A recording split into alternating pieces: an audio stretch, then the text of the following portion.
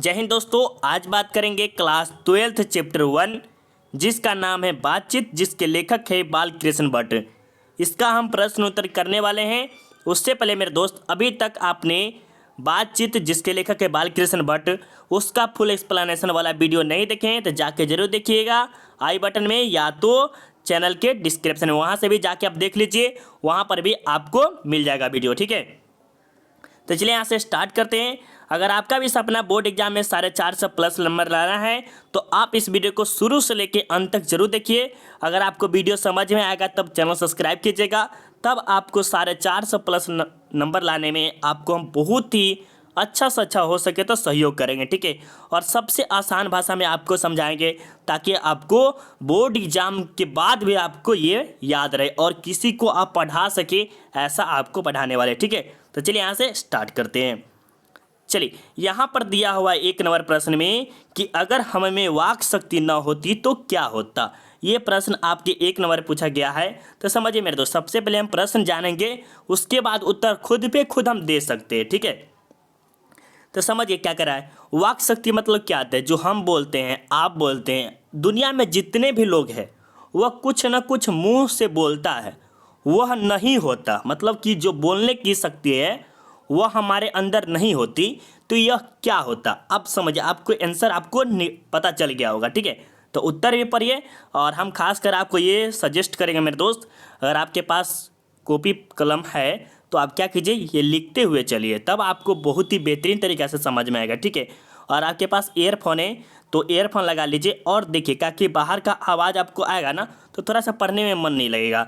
और आप थोड़ा सा बच्चे या कोई भी हो, भाई बहन, किसी से भी दूर रख के पढ़िए, ताकि आप मोबाइल से पढ़ रहे और आपके पास सुविधा उविधा नहीं है तो मोबाइल से पढ़ रहे तो क्या कीजिए, थोड़ा सा दूर रहिए और अकेले में पढ़िएगा, तब आपको मोबाइल से पढ़ने में मजा आएगा। ठीक है, अब चलिए हम इसका उत्तर करते हैं। अगर हम में वाक शक्ति न होती तो समस्त सृष्टि गूंगी प्रतीत होती। ठीक है, समझिए मेरे दोस्त, ये कहने का अर्थ समझिए, क्या कह रहा है? वाक शक्ति, जो बोलने की जो क्षमता है वो हम में नहीं होते तो क्या होता है? यह जो समस्त सृष्टि है, मतलब कि पूरी दुनिया जो है क्या होती, वह गूंगी प्रतीत होती। सभी लोग चुपचाप एक कोने में बैठे रहते। अब जान लीजिए मेरे दोस्त, जो कुछ नहीं बोलते, जैसे हम आपको नहीं पढ़ाते तो हम क्या करते, यहाँ यूट्यूब पे थोड़ी ना आपको पढ़ाने आते। जब हम मेरे पास बोलने की क्षमता ही नहीं रहता तो हम कर पाते नहीं कर पाते। उसी प्रकार का है, सभी लोग एक दूसरे से जो बोलकर सुख और दुख का अनुभव करते हैं, वाक शक्ति न होने के कारण हम नहीं कर पाते। समझिएगा मेरे दोस्त, ये आप है, ये आपके मम्मी है, पापा है। ठीक है, आपके कुछ दुखी है, मतलब कि कभी सुख है कभी दुख है। मान लीजिए कहीं से आपको सुखी मिला है और कभी दुखी मिला, तो किसको बताते हैं? ये अपने मम्मी पापा को बोलते हैं। किस तरह से? बोलकर, कुछ ना कुछ बोलकर बताते कि मम्मी हम खुश है। रिजल्ट ही जब अच्छा आता है तो खुश होता है, किसी को खराब आता है तो दुखी होता है। तो इसी प्रकार का सुख और दुख किससे प्रकट किया जाता है? बोलकर ही प्रकट किया जाता है। तो ये हमारे वाक शक्ति, जो कि ईश्वर के द्वारा दिया गया एक वरदान मानिए। ठीक है, तो ये प्रश्न आपको कैसा लगा, आपको समझ में आया कि नहीं आया, और सबसे आसान भाषा में समझाया, और हमको पूरा विश्वास है कि आप ये वीडियो देखेंगे पूरा का पूरा। ठीक है, और ये आपको समझ में भी आया होगा। ठीक है, चलिए अब चलिए दूसरे नंबर प्रश्न की बात करते हैं, जहां पर लिखा है कि बातचीत के संबंध में बेन जॉनसन और एडिसन के क्या विचार है।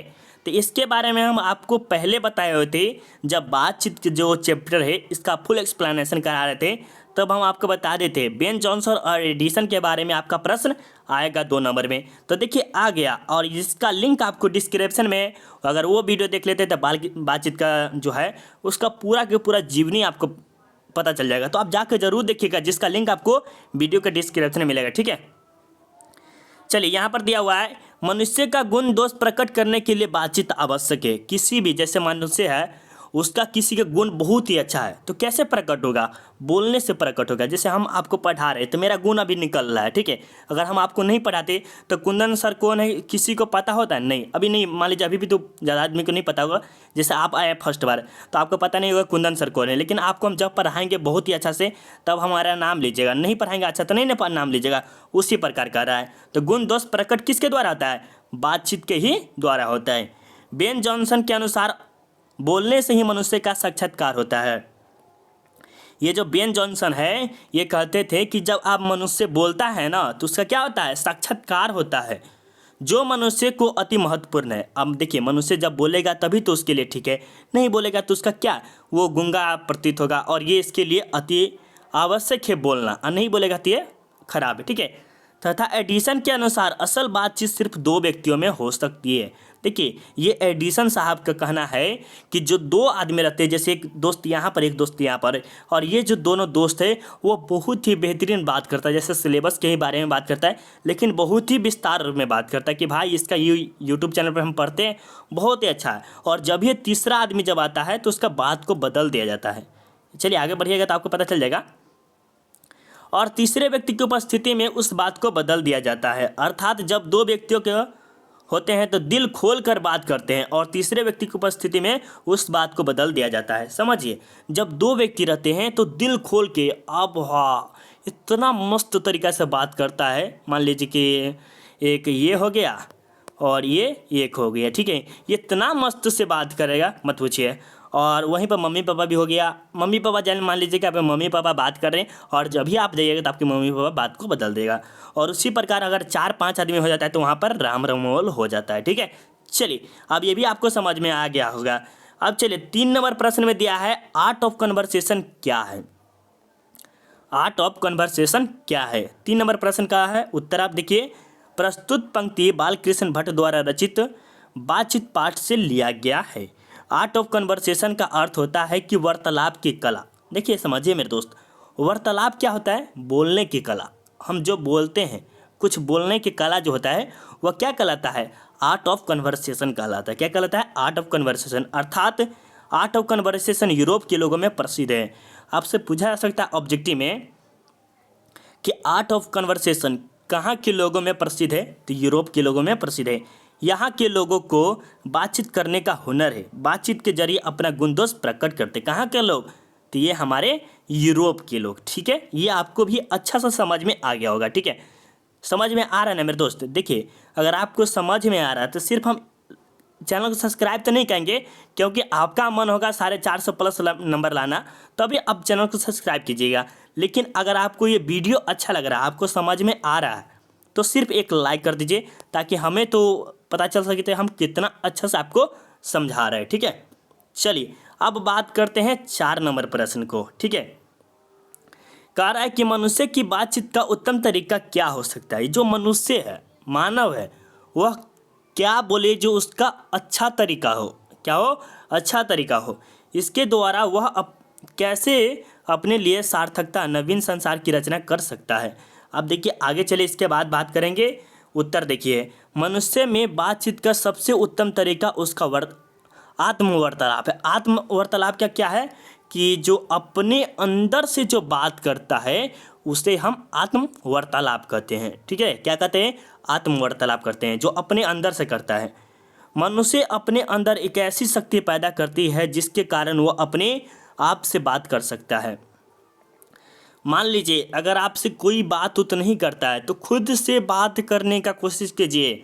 आप टाइम पास कर रहे हैं, क्या कर रहे हैं, नहीं कर रहे, तो अपने अंदर से सोचिए कि हम क्या कर रहे हैं, क्या हम गलत कार्य कर रहे हैं या सही कर रहे हैं, या आपका क्या है, आत्मवार्तालाप से ही पता चलेगा, ठीक है। अपने आप से बात करना इसीलिए ज़रूरी है क्योंकि हम अपने क्रोध पर नियंत्रण पा सके। देखिए, कभी भी अगर आप क्रोध हो जाते हैं तो अपने आप पर नियंत्रण पा सकते, कब, जब आत्म वार्तालाप करने की क्षमता होगी तब, ताकि दूसरे को कष्ट न पहुंचे। क्योंकि हमारे भीतर मनोवृत्ति नए नए रंग दिखाया करती है, इसीलिए मनुष्य को आत्म वार्तालाप करना बहुत ही ज़रूरी है। देखिए, नए नए रंग का मतलब क्या होता है, गिरगिट को देखे होंगे आप, सुने होंगे कि गिरगिट जो है ना बड़ा रंग बदलता है। उसी प्रकार जो मनुष्य है ना वह हमेशा अपना रंग बदलता रहता है, ठीक है, पहचान बदलता रहता है, ताकि हम दूसरों को खुश प्रसन्न रख सके। यही बातचीत का उत्तम तरीका है, ठीक है। तो यही क्या था जो हमारा बातचीत का उत्तम तरीका है। ये हम कहेंगे मेरे दोस्त, आपको एक बार में समझ में नहीं आएगा, बट अगर आप एक बार कॉपी में अपने नोट करते हुए चलते हैं और कल परसों मतलब एक दिन गैप करके दूसरा दिन अगर आप ये वीडियो देखिए, मतलब कि आप पढ़िएगा कॉपी में या वीडियो में देखिएगा, तो बहुत ही बेहतरीन आपको समझ में आएगा, ठीक है। चलिए, और आपको हम सभी चैप्टर वाइज कराते चलेंगे। जैसे हम बता देते हैं, सब्जेक्ट पहले कराएंगे क्या, एक्सप्लेनेशन। एक्सप्लेनेशन, उसके बाद सब्जेक्टिव, उसके बाद ऑब्जेक्टिव कराएंगे, तीनों चीज़ करा देंगे तब, और उसके बाद व्याकरण। तब आप कहिएगा वाह सर कितना मज़ेदार कराए। उसके लिए चैनल सब्सक्राइब कर लीजिएगा तभी होगा क्या, इतना तो कर ही सकते हैं। चलिए अब व्याख्या करने के लिए कह रहा है जो कि MVVI है, तो कर लीजिएगा तो अच्छा रहेगा। हमारी भीतरी मनोवृत्ति प्रति क्षण नए नए रंग दिखाया करती है। वह प्रचेतात्मक संसार का एक बड़ा भारी आईना है जिसमें जैसा चाहो वैसा सूरत देख लेना कोई दुर्भाग्य बात नहीं है। कहा जा रहा है कि जो मनोवृत्ति है वो प्रति क्षण नए नए रंग दिखाया करती है। क्या करती है? नए नए रंग दिखाए। जहाँ पर देखिए जैसा चाहे वैसा सूरत देख लेना कोई दुर्घटना की बात नहीं है। मानो तो हीरो, नहीं मानो तो जीरो, ऐसा हम अपना भीतर देख सकते हैं। मानो तो हम अमीर है, नहीं तो गरीब है, ठीक है, ये भी हम कह सकते हैं। मान लीजिए आप अमीर है, अगर मानिए तो हम सबसे अमीर है या तो सबसे गरीब है, ये भी देख सकते हैं। क्या? अपने भीतर। तो यही इसका आंसर देना है। देखिए कैसे दिए हुए हैं, जो कि ये मेरे द्वारा लिखा गया। प्रस्तुत पंक्ति बालकृष्ण भट्ट के द्वारा रचित बातचीत निबंध पाठ से लिया गया है। इन पंक्तियों में लेखक ने बताया है कि मनुष्य समाज में रहता है। देखिए मनुष्य कहाँ रहता है? समाज में रहता है। और ये देखिए मेरे दोस्त, ये आपके ऑब्जेक्टिव में आ सकती है। बालकृष्ण भट्ट, जिसके रचयिता कौन है? बातचीत के जो रचयिता है बालकृष्ण भट्ट, यह क्या है? निबंध है, ठीक है। इन पंक्तियों में लेखक ने बताया कि मनुष्य में समाज में रहता है और समाज से ही भाषा सीखता है। मान लीजिए आप समाज में बच्चे रहते तो क्या समझते हैं? बच्चे में भाषा से कुछ ना कुछ सीखते हैं, या गाली हो या अच्छी बात हो, दोनों बात सीखते हैं। मम्मी पापा से ही कुछ ना कुछ अच्छा ज्ञान सीखते या बुरा ज्ञान सीखबे करते हैं, ठीक है। भाषा उसके लिए अभिव्यक्ति का माध्यम बन जाती है, अभिव्यक्ति का माध्यम बनती है, परंतु उसके अंदर की मनोवृत्ति स्थिर नहीं रहती है। कहा भी जाता है कि चिंता बड़ी ही चंचल होता है, जिसकी चंचलता के कारण एक मनुष्य दूसरे मनुष्य को शत्रु दोस्त मान लेता है। देखिए आप समझिएगा मेरे दोस्त, यहाँ तक कंप्लीट है। आप समझिएगा, ये चंचल जो होता है मनुष्य के अंदर, वो क्या है? वो जो है ना कभी कभी बदलता रहता है। तो किसी को दुश्मन बना लेता है तो किसी को दोस्त बना लेता है। कैसे? जैसा मान लीजिए आप समाज में रहते हैं, वहाँ पर आप बहुत ही अच्छा आदमी हैं, तो यहाँ पर देख लीजिए बहुत ही आदमी है, ठीक है, यहाँ पर बहुत ही आदमी, तो किसी का भलाई कर दिया तो अच्छा है, दोस्त बन गया। अब अगर भलाई नहीं किया तो क्या गया? वो शत्रु बन गया आपका। तो ये समझ में आ गया होगा मेरे दोस्त, ठीक है। चलिए, वह कभी क्रोध कर बैठता है, कभी सख्त बातें करता है। देखिए कभी क्रोध भी कर देता है और कभी सख्त बात बोल देता है, जिससे सामने वाले व्यक्ति को बहुत ही अच्छा नहीं लगता है। इस स्थिति में मनुष्य की असली चरित्र का पता नहीं चलता है। इस स्थिति में मनुष्य का असली चरित्र पता नहीं चलता है। मनुष्य के मन की स्थिति गिरगिट की तरह रंग बदलते रहता है। अभी जस्ट आपको बताया कि जो है मनुष्य क्या है? गिरगिट की तरह रंग बदलता रहता है। इसी स्थिति के कारण लेखक इस मन के प्रपंचों को जड़ मानते हैं। वह कहते हैं कि यह आईना के समान है, जिस संसार में छल कपट झूठ सब होते हैं। इसका सबसे बड़ा कारण है मन की चंचलता। अतः लेखक कहते हैं कि इस दुर्गुण को दूर करने के लिए हमें अपने जीवन पर नियंत्रण करना होगा। अब देखिए मेरे दोस्त, इसका अर्थ समझिएगा। ये जो आईना है ना, जिस संसार में छल कपट झूठ सब चलता है, ऐसा नहीं कि हमेशा सच ही चलता है। छल, किसी के छल से, कपट से, झूठ से, इन सब से मारा जाता है। ये मन की चंचलता है। यही कहते हैं लेखक कि इन सब से दुर्गुण को दूर करने के लिए जीवन पर नियंत्रण करना चाहता है, जो कि आत्म वार्तालाप कहलाता है। उस पर नियंत्रण करना बहुत ज़रूरी है। तो ये भी आपको समझ में आ गया होगा। और ये लिखते तो आपको कितना नंबर? 5 नंबर आपको मिलेगा। अगर आप ये लिखते हैं तब 5 नंबर कोई नहीं रोकेगा, ठीक है। चलिए अब हम बात करते हैं। सच है बोल रहा है। जब तक मनुष्य बोलता नहीं तब तक उसका गुण दोष प्रकट नहीं होता। यह हकीकत बात है, बिल्कुल सही बात बोला है कि जब तक मनुष्य बोलता नहीं है तब तक उसका गुण दोष प्रकट नहीं होता है। बिल्कुल सही बात बोला है। चलिए यहाँ पर देखिए उत्तर में क्या लिखा गया है। प्रस्तुत पंक्ति बालकृष्ण भट्ट द्वारा रचित बातचीत पाठ से लिया गया है। लेखक इस पाठ के माध्यम से यह बताना चाहते हैं कि बातचीत का एक विशेष तरीका होता है। बातचीत का विशेष तरीका का अर्थ क्या हुआ? समझिए, जो बोलने का जो हुनर है ना, वह एक अलग ही गुण है। क्या है? एक अलग ही गुण है, जिसके कारण मनुष्य आपस में प्रेम की बातें करते हैं। देखिए, सिर्फ प्रेम की बात ही नहीं करते हैं, आप ये लवर वाला बात मत समझिएगा, ठीक है। प्रेम की बात मतलब माता पिता किसी से भी हो सकता है, ठीक है। और प्रेम की बात ही नहीं करता, क्रोध की भी बात करता है। ये सिर्फ प्रेम नहीं हो सकता है, क्रोध की भी बात हो सकता है, ठीक है। और उस प्रेम की बातें का भरपूर आनंद उठाते हैं,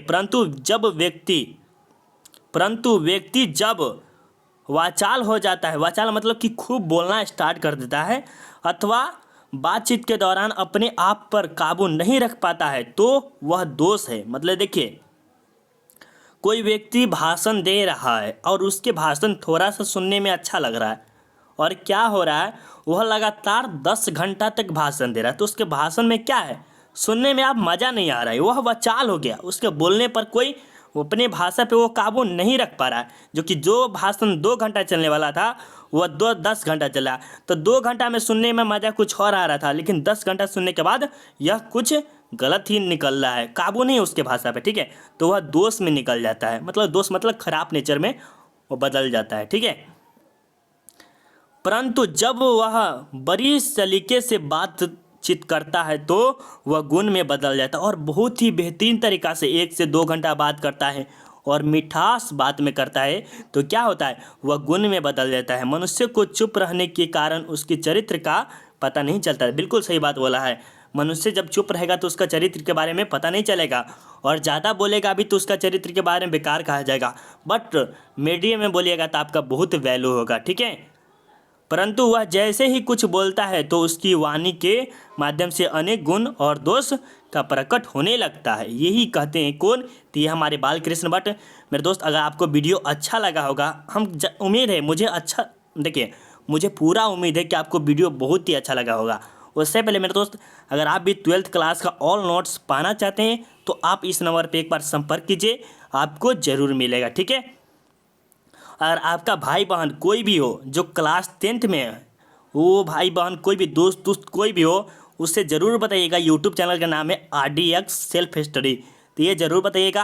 अगर आपको 12th का PDF चाहिए तो आप क्या कीजिए, जिसका लिंक आपको टेलीग्राम पर जाके सर्च कीजिएगा, self study with Kundan Kumar, तो आपको मिल जाएगा ये PDF, ठीक है। तो जाके ज़रूर सर्च कीजिएगा, एक बार यहाँ पर भी संपर्क कर सकते हैं, ठीक है। लेकिन ज़्यादा खासकर आपको हम ये बोलेंगे मेरे दोस्त, आपका भाई बहन कोई भी हो उसको RDX सेल्फ स्टडी के बारे में ज़रूर बताइएगा, और चैनल को सब्सक्राइब जरूर कर लीजिएगा। जय हिंद, जय भारत, वंदे मातरम। आप सब शेयर जरूर कीजिएगा। जय हिंद।